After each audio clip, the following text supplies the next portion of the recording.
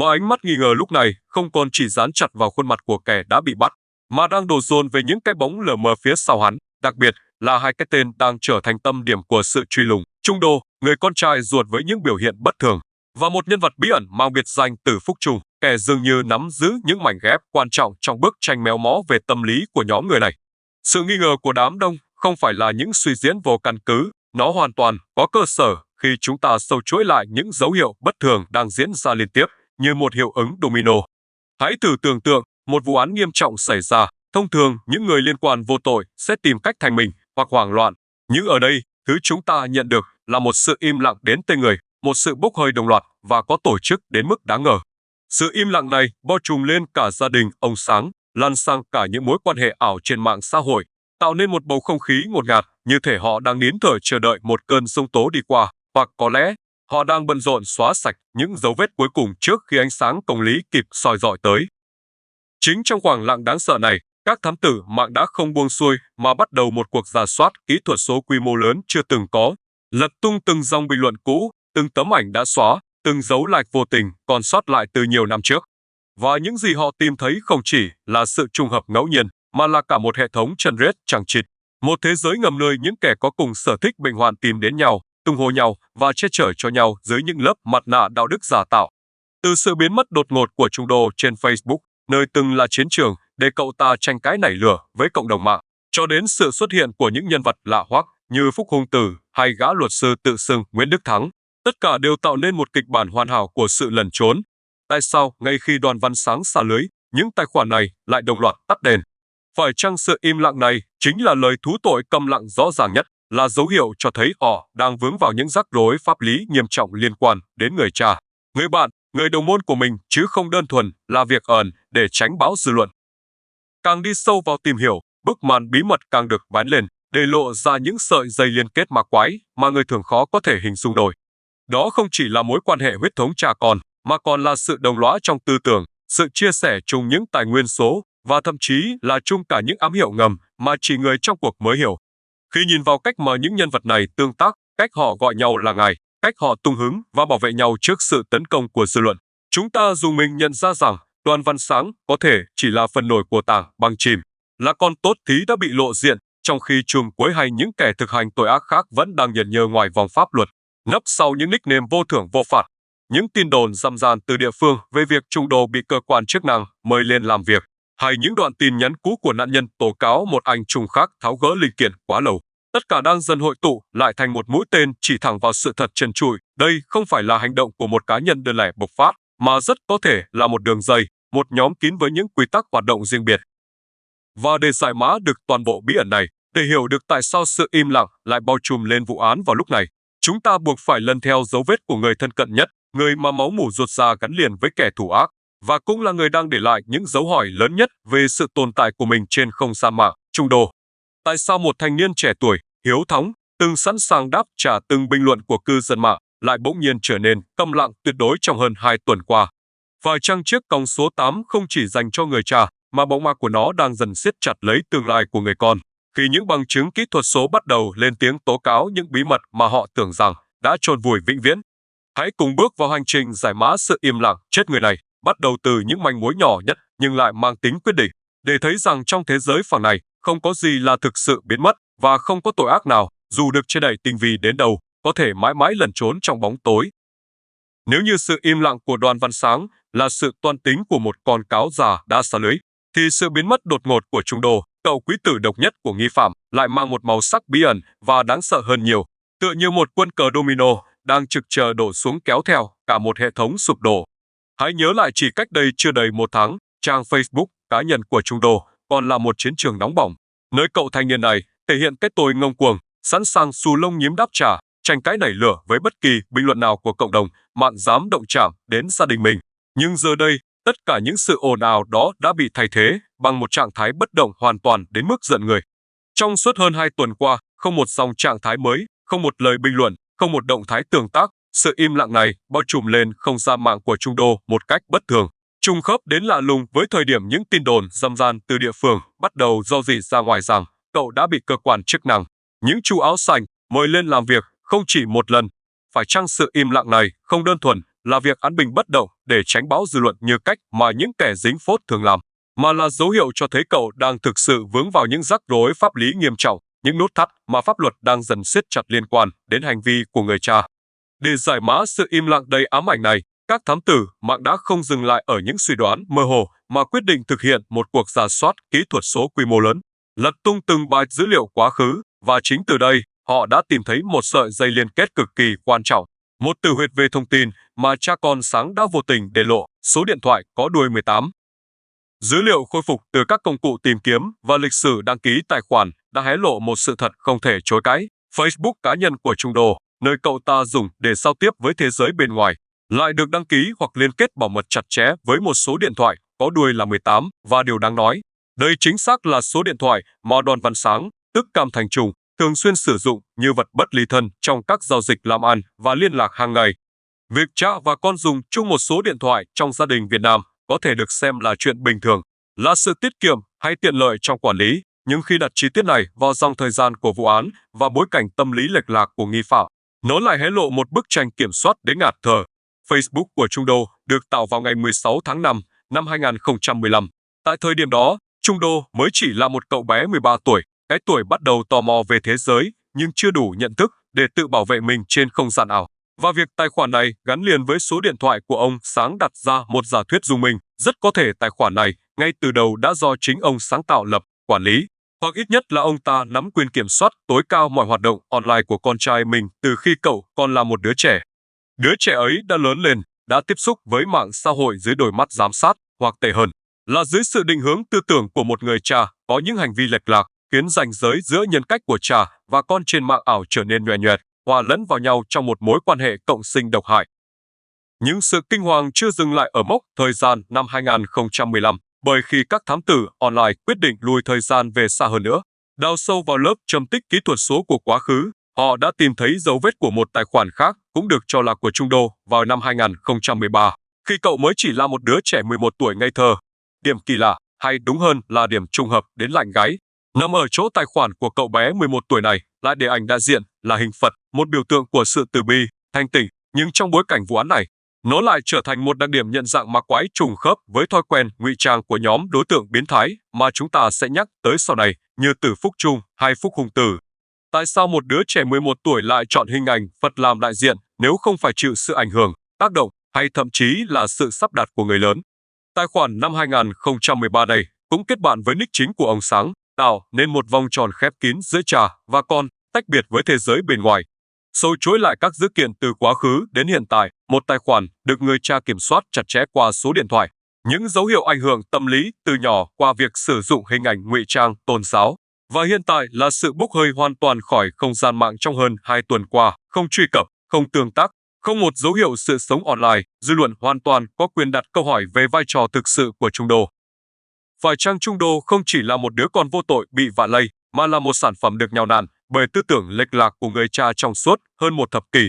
Sự im lặng hiện tại của cậu có thể không phải là sự lựa chọn, mà là sự bắt buộc khi đối diện với cơ quan điều tra. Khi những tin nhắn, những tương tác, những bí mật ẩn sau số điện thoại đôi 18 kia đang bị bóc tách từng lớp một.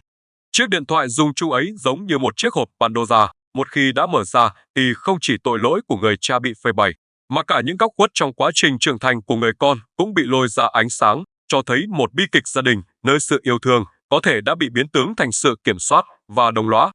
Và khi Trung Đô im lặng, bóng tối bắt đầu lan rộng sang những nhân vật khác, những kẻ từng tương tác thân thiết với cậu và ông Sáng, mở ra cánh cửa dẫn đến một thế giới ngầm còn bệnh hoạn hơn gấp bội, nơi những cái tên như Tử Phúc Trung đang lẩn trốn.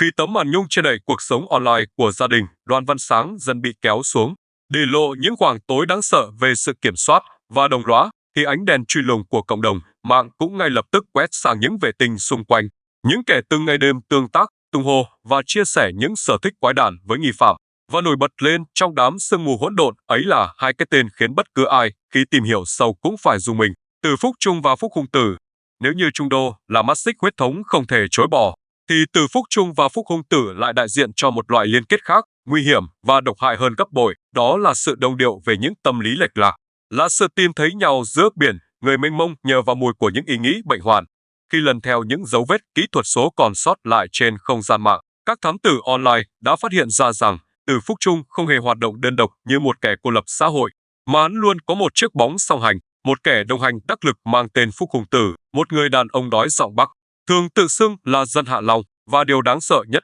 là nhân vật này cũng sở hữu những biểu hiện tâm lý méo mó, những ham muốn đen tối tương đồng đến kỳ lạ với nhóm tội phạm mà chúng ta đang nhắc tới. Sợi dây liên kết giữa hai kẻ này không chỉ dừng lại ở mức độ quen biết xa rào qua loa trên mạng xã hội, mà nó thâm căn cố đế hơn nhiều, thể hiện qua việc Phúc Hùng Tử luôn nằm chiếm trệ ở vị trí trang trọng nhất trong danh sách bạn bè thân thiết của Từ Phúc Trung, một vị trí chỉ dành cho những kẻ tâm giao, những đồng bọn cùng hội cùng thuyền. Mối quan hệ bài trùng này càng trở nên ám muội và đáng ngờ hơn khi chúng ta đi sâu vào phân tích lịch sử tương tác của họ, nơi mà những quy tắc đạo đức thông thường dường như không tồn tại. Trong các bài đang mang tính chất riêng tư, hoặc những thảo luận về các chủ đề nhạy cảm, bạo lực mà người thường chỉ cần nhìn qua đã muốn quay đi, thì Từ Phúc Trung lại thường xuyên gán thẻ, tác tên Phúc Hùng Tử vào một cách đầy hào hứng, như một nghi thức chia sẻ chiến lợi phẩm hay một cách để lôi kéo, kích thích đồng bọn cùng tham gia vào những cuộc bàn luận bệnh hoạn đó. Hành động tác tên này không đơn thuần là chia sẻ thông tin, nó giống như một tiếng hú gọi bầy giữa đêm khuya, một tín hiệu ngầm xác nhận rằng chỉ có cậu mới hiểu được thú vui này của tôi, tạo nên một vòng tròn khép kín của những kẻ cùng tần số, tự cô lập mình với thế giới văn minh bên ngoài để đắm chìm trong những ảo tưởng lệch lạc. Sự gắn kết của họ chặt chẽ đến mức khi nhìn rộng ra các tương tác xung quanh, người ta phát hiện cả hai đều tương tác nhiệt tình, để lại những biểu tượng cảm xúc đồng thuận dưới các bài đăng của một loạt tài khoản biến thái khác. Điển hình như tài khoản mang tên Can Giang, kẻ chuyên chia sẻ những hình ảnh giận người về thịt và máu. Nó giống như một hệ sinh thái thu nhỏ của những tâm hồn mục rỗng, nơi chúng nuôi dưỡng nhau bằng những nội dung độc hại. Và Phúc Hùng Tử chính là mảnh ghép hoàn hảo để Từ Phúc Trung không cảm thấy cô đơn trong thế giới quái đản của mình. Thế nhưng điều khiến dư luận dậy sóng và củng cố thêm nghi vấn về một đường dây có tổ chức chính là phản ứng của nhóm người này ngay sau khi vụ án của nạn nhân Đạt vỡ lở. Cứ như thể có một kịch bản đã được soạn sẵn từ trước, một lệnh giới nghiêm ngầm được ban ra từ bóng tối. Ngay khi thông tin Đoàn Văn Sáng bị bắt lan truyền, tài khoản Can Giang lập tức ngưng thở, chìm vào bóng tối tuyệt đối. Và cùng lúc đó, bộ đôi Từ Phúc Trung, Phúc Hùng Tử cũng đồng loạt bốc hơi khỏi mạng xã hội. Không còn những dòng trạng thái khiêu khích, không còn những màn tung hứng qua lại, tất cả đều rơi vào sự im lặng chết chóc, một sự biến mất đồng pha đến mức không thể coi là trùng hợp ngẫu nhiên. Tại sao họ phải chạy trốn nếu họ vô tội? Tại sao phải xóa dấu vết, khóa tài khoản, cắt đứt liên lạc đúng vào thời điểm nhạy cảm nhất? Hành động án binh bất động này, sự rút lui trật tự và đồng loạt này chính là bằng chứng tố cáo rõ ràng nhất cho thấy họ đang sợ hãi. Họ đang cảm thấy sức nóng của pháp luật đang phả vào gáy, hoặc giả họ đang tuân thủ một mệnh lệnh im lặng để bảo vệ cho một bí mật lớn hơn, bảo vệ cho sự tồn tại của cả một đường dây khi thấy động dừng. Sự biến mất của cặp bài trùng này không làm cho nghi vấn tan biến, mà ngược lại, nói như một dấu chỉ đỏ rực trên bản đồ điều tra, khẳng định rằng đằng sau vụ án này không chỉ có một hung thủ, mà là cả một mạng lưới những kẻ bệnh hoạn đang lẩn trốn trong bóng tối, chờ đợi thời cơ, hoặc đang tìm cách tẩy trắng cho những tội lỗi mà chúng đã gây ra trong quá khứ. Có một chân lý tàn khốc trong thế giới công nghệ mà những kẻ thù ác thường hay quên hoặc cố tình lờ đi vì sự ngạo mạn của chính mình. Con người có thể nói dối, có thể xóa tài khoản, có thể chạy trốn sang một chân trời khác, nhưng dấu vết kỹ thuật số thì không bao giờ biết nói dối, và nó sở hữu một trí nhớ vĩnh cửu đáng sợ. Khi các thám tử mạng bắt tay vào công cuộc khảo cổ lại những tàn tích trên không gian ảo mà nhóm đối tượng này để lại, họ không chỉ tìm thấy những mảnh vụn rời rạc, mà là cả một kho tàng bằng chứng đanh thép. 4 mũi nhọn tấn công trực diện vào bức tường phòng ngự im lặng của Từ Phúc Trung, lột chân bản chất thực sự của kẻ đang cố gắng ẩn mình trong bóng tối này. Tại sao mũi dùi dư luận lại chĩa thẳng vào Từ Phúc Trung mà không phải ai khác? Câu trả lời nằm ngay trong chính bản danh sách bạn bè đen tối mà hắn đã dày công xây dựng, một bằng chứng sống động cho câu tục ngữ ngưu tầm ngưu, mã tầm mã. Khi soi kỹ vào hồ sơ cá nhân, profile của Từ Phúc Trung trước khi nó bị khóa, người ta không khỏi rùng mình ớn lạnh khi phát hiện phần lớn danh sách bạn bè của hắn không phải là những người bình thường với những sở thích lành mạnh, mà là một tập hợp những gã đàn ông có xu hướng tình dục lệch lạc, những tài khoản ảo chuyên chia sẻ, bình luận và cổ vũ cho các nội dung bạo lực hoặc bệnh hoạn. Môi trường giao tiếp này chính là tấm gương phản chiếu trung thực nhất con người hắn, bởi một người bình thường sẽ không bao giờ chấp nhận vây quanh mình bởi những kẻ có tư tưởng độc hại như vậy, trừ khi chính hắn cũng là một phần không thể tách rời của cái thế giới ngầm nhấp nhúa đó, nơi những chuẩn mực đạo đức bị đảo lộn hoàn toàn. Nhưng nếu bản danh sách bạn bè chỉ là điều kiện cần để nghi ngờ, thì lịch sử tương tác bệnh hoạn chính là điều kiện đủ để khẳng định mối liên hệ chết người giữa Từ Phúc Trung và nạn nhân. Cư dân mạng với sự kiên trì đáng kinh ngạc đã đào mộ được những tương tác từ tận năm 2022, thời điểm mà vụ án còn chưa xảy ra, nhưng mầm mống của tai họa đã bắt đầu nhen nhóm. Khi nạn nhân Nguyễn Xuân Đà đăng những dòng trạng thái đầy ẩn ý và tiêu cực như tìm người tháo linh kiện, một cụm từ lóng ám chỉ hành vi tự hủy hoại hoặc hiến xác giận người, thì thay vì khuyên can hay sợ hãi như phản ứng của một người có lương tri, Từ Phúc Trung lại không ngần ngại thả biểu tượng cảm xúc trái tim đầy yêu thích. Hắn cũng có hành động tương tự, một sự tán thưởng bệnh hoạn dưới bức ảnh có chủ đề ăn thịt ghê rợn của tài khoản Can Giang. Cái thả tim vô tình ấy, giờ đây nhìn lại, chính là một bằng chứng không thể chối cãi cho thấy mối quan hệ và sự đồng thuận về tư tưởng giữa họ đã tồn tại từ rất lâu. Rằng Từ Phúc Trung không chỉ biết về những ý định đen tối của nạn nhân mà còn khuyến khích, nuôi dưỡng nó bằng sự hưởng ứng thầm lặng nhưng đầy nguy hiểm của mình. Sự rung rợn càng được đẩy lên cao trào khi chúng ta xem xét đến bằng chứng thứ ba, phản ứng bất thường đến mức vô cảm trong những tin nhắn rò rỉ. Một tài khoản tên Lê Nam, trong vai một người thử nghiệm, đã từng nhắn tin cho Từ Phúc Trung để hỏi về việc tháo linh kiện nhằm kiểm chứng bản chất của nhân vật này.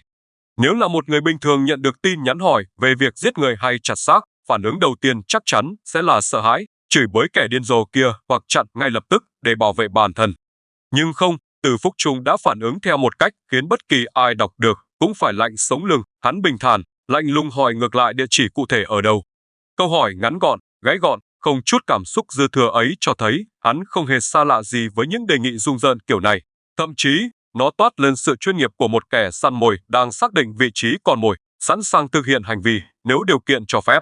Chi tiết này đã đập tan mọi lời biện hộ cho rằng hắn chỉ là một người dùng mạng vô tình bị kéo vào vụ việc, bởi chỉ có những kẻ đã quen thuộc với bóng tối mới có thể giữ được cái đầu lạnh đến tàn nhẫn như vậy trước cái chết.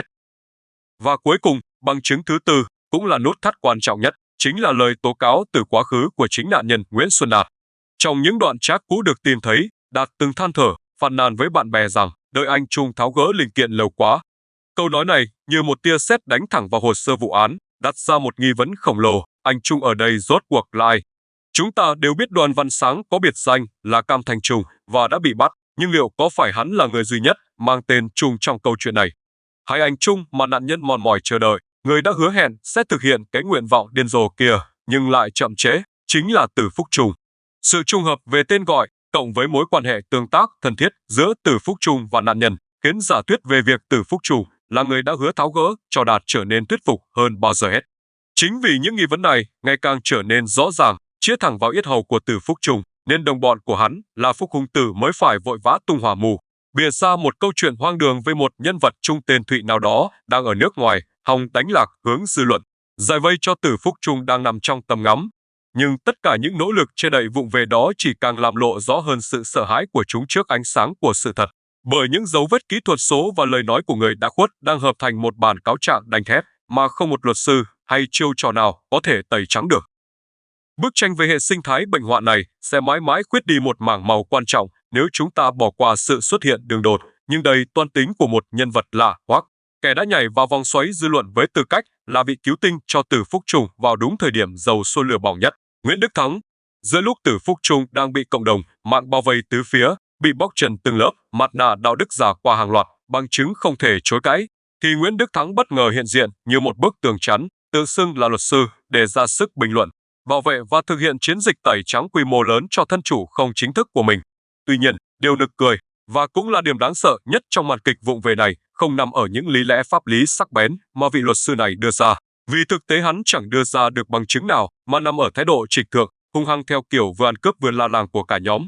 Chúng sử dụng một thứ ngôn ngữ cung kính đến mức quái đản, liên tục dùng danh xưng ngài để gọi nhau hoặc để ám chỉ một nhân vật quyền lực nào đó đang ẩn mình trong bóng tối, tạo nên một bầu không khí sùng bái đầy mùi tà giáo ngay trên mạng xã hội. Trong một bình luận khiến người đọc phải nhíu mày nghi hoặc, chính Từ Phúc Trung, kẻ đang bị nghi ngờ dính líu đến án mạng, lại kính cẩn viết cảm ơn ngài luật sư Nguyễn Đức Thắng. Một câu nói sặc mùi diễn xuất, như thể chúng đang cố gắng dựng lên một vở kịch về đẳng cấp và quyền lực để loại mắt thiên hạ, biến mình từ những kẻ bị tình nghi thành những nạn nhân cao quý đang bị vu oan. Kèm theo những lời cảm ơn sáo rỗng ấy là những lời đe dọa đanh thép, những đòn tâm lý chiến được tung ra dồn dập gửi đến cộng đồng mạng. Vị luật sư online này và Từ Phúc Trung liên tục dọa dẫm sẽ nhờ đến Bộ Công an, sẽ khởi kiện bất cứ ai dám hé răng vu khống hay bôi nhọ danh dự của họ, biến các công cụ pháp luật thiêng liêng thành vũ khí để trấn áp sự nghi ngờ của đám đông. Đây là một chiêu bài tâm lý điển hình của những kẻ tội phạm tri thức dùng quyền lực ảo, dùng những thuật ngữ pháp lý đào to búa lớn để xơ rác nỗi sợ hãi, khiến những người yếu bóng vía phải im lặng và rút lui, từ đó chôn vùi sự thật dưới lớp bụi của sự dọa nạt. Nhưng màn kịch nào rồi cũng đến lúc hạ màn, và sự thật trần trụi đằng sau tấm áo choàng luật sư ấy đã nhanh chóng bị phơi bày bởi chính hành động của chúng. Hiện tại thì sao? Cũng giống như sự biến mất của Trung Đô, hay việc Phúc Hùng Tử lặn mất tăm, vị ngài luật sư Nguyễn Đức Thắng từng hùng hổ tuyên bố kiện tụng ngày nào nay đã ngừng truy cập hoàn toàn, bắt vụ âm tín trong suốt 3 tuần qua. Sự im lặng đột ngột này giống như một cái tát mạnh vào chính những lời lẽ hùng hồn trước đó của hắn. Lý do của sự biến mất này là gì? Do sợ hãi vì nhận ra cộng đồng mạng không dễ bị dắt mũi, do đã nhận thấy nguy cơ bị cơ quan chức năng sờ gáy vì tội mạo danh. Hay thực chất, đây là lệnh án binh bất động được ban ra từ kẻ đứng đầu, buộc tất cả các con tốt thì phải rút lui vào bóng tối để bảo toàn lực lượng. Sự biến mất đồng loạt của cả bị can lẫn luật sư đặt ra một nghi vấn lớn về danh tính thực sự của Nguyễn Đức Thắng. Liệu hắn có phải là một luật sư bằng xương bằng thịt, hay chỉ là một nick ảo, một vai diễn được tạo ra bởi chính nhóm người này nhằm tung hỏa mù, đánh lạc hướng dư luận và câu giờ cho Từ Phúc Trung xóa dấu vết? Quan trọng hơn, danh xưng ngài mà chúng kính cẩn nhắc đến trong các cuộc hội thoại rốt cuộc là ám chỉ ai? Là gã luật sư này, hay từ ngài ấy được dành cho một trùm cuối, một boss thực sự đang ẩn mình sau bức màn nhung, kẻ đang giật dây cho những con rối này nhảy múa trước mắt công chúng? Sự sụp đổ của hình tượng luật sư Nguyễn Đức Thắng không phải là dấu chấm hết, mà nó mở ra một trường mới đen tối hơn, dẫn chúng ta đến gần hơn với giả thuyết về một kẻ thủ lĩnh tinh thần, một kẻ quyền lực thực sự đứng sau điều khiển mọi hành vi lệch lạc và những màn tẩy trắng tinh vi này, kẻ mà chúng ta tạm gọi là ngài. Khi lớp sương mù dày đặc bao phủ vụ án bắt đầu được những luồng gió từ dư luận thổi bạt đi, để lộ ra những gương mặt méo mó của Từ Phúc Trung hay gã luật sư dầm đời, thì cũng là lúc chúng ta chạm trán với một thực thể đáng sợ hơn gấp bội. Một cái bóng khổng lồ đang bao trùm lên tất cả, kẻ mà sự tồn tại của hắn chỉ được cảm nhận qua những lời thì thầm cung kính đầy sợ hãi. Ngay nếu như Đoàn Văn Sáng, Từ Phúc Trung hay Phúc Hùng Tử chỉ là những con tốt đen trên bàn cờ, những kẻ trực tiếp thực hành các hành vi lệch lạc, thì bóng dáng của một kẻ cầm đầu, một trùm cuối hay còn gọi là Big Boss, bắt đầu lộ diện lờ mờ qua những dòng tin nhắn cũ của chính nạn nhân. Những di ngôn kỹ thuật số vô tình sót lại nhưng lại chứa đựng sức nặng ngàn cân. Lần theo lịch sử trò chuyện đã bị xóa nhòa bởi thời gian của Nguyễn Xuân Đạt, các thám tử mạng đã khai quật được một đoạn hội thoại vô cùng khó hiểu nhưng lại toát lên vẻ phục tùng tuyệt đối. Thưa ngài, thấy ngài có giao lưu cùng Sala. Cách xưng hô thưa ngài, Sherlock này hoàn toàn không phải là kiểu giao tiếp bình thường giữa bạn bè đồng trang lứa hay những mối quan hệ xã giao trên mạng xã hội. Nó toát lên một sự phân cấp dài tầng rõ rệt, sự tôn sùng mù quáng và cả nỗi sợ hãi tiềm tàng của kẻ dưới đối với kẻ trên. Chi tiết này như một chiếc chìa khóa vạn năng, củng cố đành thép cho giả thuyết rằng đằng sau những cá nhân rời rạc như Sáng hay Trùng, rất có thể còn tồn tại một nhân vật quyền lực hơn, một giáo chủ trong bóng tối đóng vai trò là thủ lĩnh tinh thần hoặc kẻ điều hành nhóm kín với những sở thích bệnh hoạn này. Ngài là ai mà khiến một nạn nhân đang trong tâm trạng bất ổn, chán đời vẫn phải khúm núm, giữ kẽ đến vậy? Và Zala là mật mã của một địa danh, một nghi thức hay một nhân vật bí ẩn khác trong mạng lưới này. Bên cạnh bí ẩn bao trùm về danh tính của ngài, cuộc điều tra của cộng đồng mạng còn vấp phải một bức tường sương mù dày đặc khác mang tên Hoa Trồi, một tài khoản vệ tinh bí ẩn xuất hiện trong danh sách liên lạc. Tài khoản Hoa Trồi này được đăng ký bằng số điện thoại có đuôi 854 và theo các nguồn tin ban đầu cùng sự phân tích các mối quan hệ chằng chịt xoay quanh gia đình nghi phạm. Nhiều người đã chắc mẩm nghi ngờ đây có thể là tài khoản phụ của vợ ông Sáng hoặc một người thân cận, cánh tay phải đắc lực trong gia đình giúp che giấu các hành vi của chồng con. Tuy nhiên, khi các thám tử online quyết định thực hiện một bước đi táo bạo là thử liên lạc trực tiếp vào số máy này để xác minh danh tính, kết quả nhận được lại là một gáo nước lạnh đầy mâu thuẫn, làm đảo lộn mọi suy đoán trước đó. Người bắt máy số điện thoại đuôi 854 là một phụ nữ, nhưng điều gây sốc là người này lại nói giọng miền Trung. Một chi tiết hoàn toàn trái ngược, đá nhau tràn trát với thông tin đã được xác thực về gia đình nghi phạm. Vợ của Đoàn Văn Sáng là người gốc Bắc, cụ thể là Hải Phòng, Hà Nội, và nói giọng Bắc đặc trưng không thể lẫn vào đâu được. Sự mâu thuẫn về giọng nói vùng miền này không đơn giản là sự nhầm lẫn, mà nó mở ra hai hướng giả thuyết ly kỳ về sự lẩn trốn của nhóm đối tượng. Giả thuyết thứ nhất, đơn giản và ngẫu nhiên, là chiếc SIM điện thoại này đã bị chủ cũ vứt bỏ từ lâu sau khi vụ việc có biến. Nhà mạng đã thu hồi và bán lại cho một người dân vô tội ở miền Trung, khiến manh mối đi vào ngõ cụt. Những giả thuyết thứ hai, đáng sợ và logic hơn nhiều trong bối cảnh một vụ án có tổ chức, đó là đây chính là một chiêu ve sầu thoát xác cực kỳ tinh vi. Rất có thể chiếc SIM đuôi 854 từng là công cụ liên lạc mật thiết của nhóm, đã được tẩu tán, chuyển tay bán lại hoặc cố tình đưa cho người khác sử dụng ở một địa phương xa xôi, ngay khi thấy động tĩnh từ cơ quan điều tra. nhằm cắt đuôi sự truy tìm của dư luận và đánh lạc hướng sự chú ý sang một hướng hoàn toàn vô hại. Hành động tẩu tán sim này, nếu có thật, chứng tỏ sự chuyên nghiệp và phản ứng nhanh nhạy của kẻ đứng sau, kẻ đang cố gắng xóa sạch mọi dấu vết dẫn đến hang ổ cuối cùng. Dù là giả thuyết nào, thì nhân vật hòa trồi và danh tính thực sự của ngài vẫn là những mảnh ghép còn thiếu quan trọng nhất, những vùng tối chưa thể soi rọi khiến bức tranh vụ án vẫn còn dang dở đầy ám ảnh. Liệu ngài có phải là kẻ đang ngồi ung dung quan sát tất cả những nỗ lực tìm kiếm trong vô vọng của chúng ta, hay hắn đã kịp thời thay hình đổi dạng, lẩn khuất vào dòng người đông đúc với một vỏ bọc hoàn hảo khác? Câu hỏi ấy vẫn treo lơ lửng, thách thức lương tri và sự kiên nhẫn của những người đang đi tìm công lý.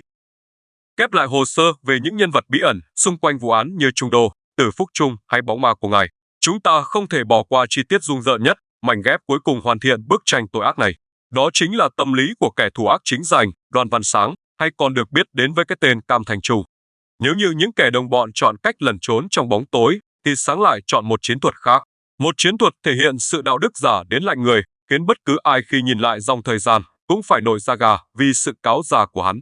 Trước khi tiếng còng số 8 bập vào tay, trong khoảng thời gian mà cả gia đình nạn nhân đang điên cuồng tìm kiếm tung tích người thân trong vô vọng, tài khoản Cam Thành Trung vẫn nhởn nhơ hoạt động trên mạng xã hội như chưa từng có chuyện gì xảy ra.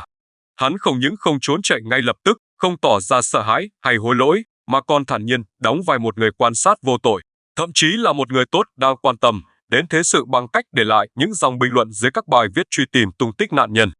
Đáng sợ hơn cả, đỉnh điểm của sự chửa chén và máu lạnh là khi hắn từng viết một dòng bình luận khiến cộng đồng mạng dậy sóng khi đọc lại, thấy cộng đồng mạng tích cực điều tra đòi công bằng cho Đạt, tôi mừng lắm. Câu nói này thoạt nghe như một lời chia sẻ, một sự đồng cảm của một người rừng nước lã mong muốn công lý được thực thi. Nhưng đặt trong bối cảnh hắn chính là kẻ đang nắm giữ bí mật về cái chết của Đạt, thì nó lại trở thành một lời thách thức, một nụ cười nhếch mép man dợ của kẻ sát nhân đang giấu rào sau lưng. Đó không phải là sự đồng cảm của một con người có lương tri, đó là màn kịch vụng về, nhưng đầy toan tính của một con cáo già đang cố đội lốt cừu non để che mắt thế gian. Thực chất, hành động bình luận dạo, tỏ ra quan tâm này là một hình thức rình mò công khai cực kỳ nguy hiểm. Hắn muốn thăm dò xem dư luận đã biết được bao nhiêu, cảnh sát đã nắm được manh mối gì, và liệu cái lưới trời kia đã bắt đầu siết chặt hay chưa để từ đó toan tính đường lui cho mình. Sự bình tĩnh đến mức vô cảm, thái độ dửng dưng xem xét phản ứng của đám đông trước cái chết đau đớn của nạn nhân chính là bằng chứng rõ ràng nhất tố cáo bản chất máu lạnh, vô nhân tính của hắn. Tại sao hắn không bỏ trốn ngay khi sự việc có dấu hiệu bại lộ? Phải chăng đó là sự tự tin thái quá của một kẻ ái kỷ, tin rằng mình đủ thông minh để qua mặt cơ quan điều tra bằng vỏ bọc của một người đàn ông trung niên bình thường? Hay đó là sự tê liệt hoàn toàn về mặt cảm xúc, khiến hắn không còn cảm thấy sợ hãi trước tội ác tày trời mình đã gây ra? Bức tranh về gia đình Đoàn Văn Sáng và nhóm bạn bè của hắn hiện lên đầy giấy những mâu thuẫn. Ban ngày họ có thể là những người cha, người chú bình thường, nhưng khi màn đêm buông xuống và ánh đèn màn hình bật lên, họ lột xác thành những kẻ săn mồi trong thế giới ảo, sống một cuộc đời hai mặt tráo trở. Sự im lặng hiện tại của Sáng trong trại giam đối lập hoàn toàn với sự ồn ào giả tạo của hắn trên mạng trước đó. Nhưng chính sự đối lập ấy đã phơi bày tất cả, mặt nạ đã rơi, và phía sau đó không phải là khuôn mặt của một con người lầm lỡ, mà là chân dung của một kẻ thù ác đã mất hết tính người, kẻ đã dám đùa giỡn với nỗi đau của gia đình nạn nhân đến tận phút chót. Lời kết cho loạt phóng sự điều tra này không phải là một dấu chấm hết viên mãn, mà là một dấu ba chấm đầy dây dứt và ám ảnh. Bởi dù nghi phạm chính Đoàn Văn Sáng đã bị tạm giam, nhưng bức tranh toàn cảnh về vụ án vẫn còn đó, những vùng tối mênh mông chưa được ánh sáng công lý soi rọi tới cùng. Những cái bóng lờ mờ phía sau lưng kẻ thù ác vẫn đang là một dấu hỏi lớn treo lơ lửng giữa lương tri của cộng đồng. Sự im lặng, bất thường và kéo dài của Trung Đô thực sự có ý nghĩa gì? Là nỗi sợ hãi của một đứa con vô tội, hay sự lẩn trốn của một đồng phạm bất đắc dĩ đã bị thao túng tâm lý từ nhỏ? Từ Phúc Trung và Phúc Hung Tử, cặp bài trùng với những sở thích bệnh hoạn, rốt cuộc đóng vai trò gì trong chuỗi hành vi lệch lạc này? Là những kẻ cổ vũ tinh thần, những khán giả tàn nhẫn, hay chính là những mắt xích quan trọng trong một đường dây cung cấp và tiêu thụ những linh kiện giận người mà nạn nhân từng nhắc tới? Và trên hết, câu hỏi lớn nhất vẫn đang găm vào tâm trí chúng ta, nhân vật ngài bí ẩn kia là ai? Kẻ được xưng tụng đầy cung kính trong bóng tối ấy liệu có phải là chùm cuối đang giật dây tất cả, hay chỉ là một ảo ảnh quyền lực được dựng lên để hù dọa những con mồi yếu thế? Những câu hỏi này không chỉ là sự tò mò, mà là món nợ sự thật mà chúng ta cần phải trả cho người đã khuất, để linh hồn nạn nhân được thực sự an nghỉ. Tuy nhiên, giữa những nghi vấn chồng chất ấy, chúng ta có quyền nuôi dưỡng một niềm hy vọng và tin tưởng tuyệt đối rằng lưới trời lồng lộng, tuy thưa mà khó lọt, cơ quan chức năng với nghiệp vụ sắc bén sẽ sớm làm rõ vai trò của từng cá nhân này, bóc tách từng lớp vỏ bọc tinh vi nhất để phơi bày sự thật trần trụi ra trước ánh sáng. Không ai có thể đứng trên pháp luật, và mọi tội ác dù được che đậy khéo léo bằng những nickname ảo vô thưởng vô phạt, bằng những sim giác thay đổi liên tục hay bằng những màn kịch đạo đức giả trên mạng xã hội, thì cuối cùng đều sẽ để lại dấu vết và phải trả giá đắt. Vụ án này cũng chính là một hồi chuông cảnh tỉnh đanh thép gửi đến toàn thể cộng đồng mạng, đặc biệt là các bạn trẻ. Thế giới ảo không bao giờ là nơi an toàn tuyệt đối, và những mối quan hệ độc hại online có thể dẫn đến những bi kịch đẫm máu ngoài đời thực. Hãy cẩn trọng với những lời mời gọi, những hội nhóm kín đầy dẫy tư tưởng lệch lạc, và hãy luôn nhớ rằng mỗi dấu vết bạn để lại trên không gian số đều có thể trở thành bằng chứng chống lại bạn hoặc là manh mối cứu mạng bạn trong tương lai. Vụ án Đoàn Văn Sáng và những bí ẩn xoay quanh hệ sinh thái bệnh hoạn của hắn không chỉ dừng lại ở một câu chuyện tội phạm rùng rợn, mà còn để lại bài học xương máu về sự cảnh giác trong thời đại số. Nó lột trần một sự thật tàn khốc, ác quỷ không phải lúc nào cũng mang gương mặt dữ tợn. Đôi khi chúng ẩn mình hoàn hảo dưới vỏ bọc của những người bình thường, những tài khoản mạng xã hội đạo mạo, hay thậm chí là những người thân cận nhất. Câu chuyện về sự im lặng của Trung Đô, sự biến mất của nhóm Từ Phúc Trung, hay những màn kịch của gã luật sư online là minh chứng rõ ràng nhất cho thấy cái ác không tồn tại đơn lẻ. Nó được nuôi dưỡng bởi sự đồng lõa, sự thờ và những liên kết độc hại trong bóng tối. Tuy nhiên, vụ án cũng thắp lên niềm tin mãnh liệt vào công lý từ những dấu vết số, thứ bằng chứng trung thực vĩnh cửu. Dù kẻ thù ác có tinh vi xóa sạch hiện trường, tẩu tán sim thẻ hay ngụy tạo bằng chứng giả, thì những dòng lịch sử tương tác và những di ngôn kỹ thuật số của nạn nhân vẫn còn đó, lặng lẽ nhưng đanh thép tố cáo tội ác. Đây là lời nhắc nhở cho mỗi chúng ta, hãy tỉnh táo trước những cạm bẫy online, cẩn trọng trong từng mối quan hệ ảo, và hiểu rằng mọi hành động, dù là trong bóng tối, đều sẽ phải trả giá trước ánh sáng công lý. Bạn nghĩ sao về giả thuyết trùng cuối và vai trò thực sự của những nhân vật bí ẩn này? Đừng ngần ngại để lại suy nghĩ và giả thuyết của bạn dưới phần bình luận để chúng ta cùng thảo luận sâu hơn. Nếu bạn thấy loạt phóng sự phân tích này mang lại những góc nhìn giá trị và ý nghĩa, hãy tặng cho đội ngũ thực hiện một nút like như lời động viên tinh thần. Và đừng quên nhấn đăng ký kênh, subscribe ngày hôm nay để không bỏ lỡ những hành trình phá án kịch tính tiếp theo. Sự đồng hành của các bạn chính là động lực lớn nhất của chúng tôi.